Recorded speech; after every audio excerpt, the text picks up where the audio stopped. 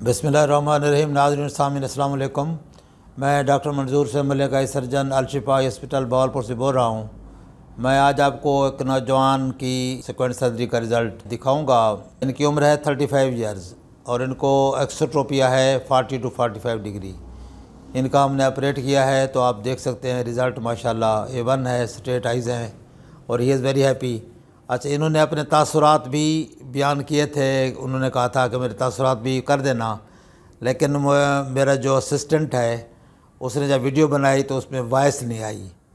तो माज़रत के साथ अमजद साहब के लिए भी माज़रत और वैसे ऑडियंस के लिए भी कि वो हमारे पास व्यूज़ उसके जो तासुरात थे उसके वो नहीं हम कर सके। तो सेकेंड सर्जरी किसी एज में भी हो सकती है।